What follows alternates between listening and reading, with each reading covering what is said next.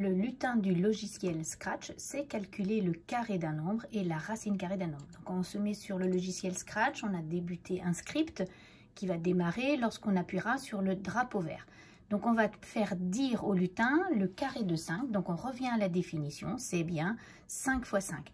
Donc si j'appuie sur le drapeau, ici, eh bien le lutin me donne 25. Maintenant, si je veux lui faire dire une phrase avant, je peux insérer un autre bloc et il va dire le carré de 5 est, et il calcule 25. Je peux aussi afficher en une seule étape en utilisant un opérateur qui s'appelle regrouper. Et dans le regrouper, je mets le début de ma phrase, le carré de 5 est, et ensuite je lui fais faire le calcul. Ce qui fait que le lutin va dire dans la même bulle, le carré de 5 est, et il met la réponse 25.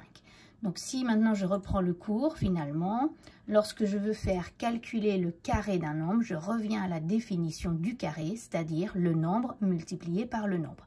Si je continue et que je veux faire calculer la racine carrée d'un nombre, je me remets sur le logiciel et la racine carrée, eh bien finalement, elle va se retrouver, donc je peux enlever ces deux morceaux de script.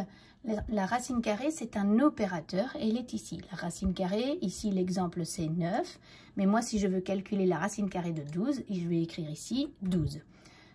J'insère dans le partie regroupée, donc la première partie c'est la phrase et la deuxième partie c'est le calcul. Et bien lorsque j'appuie sur le drapeau vert, le lutin va calculer la racine carrée de 12 et il nous donne une valeur approchée.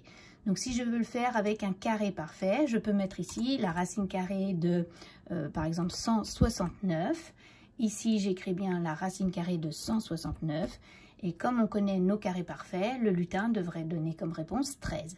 Donc je clique sur le drapeau, la racine carrée de 169 est 13.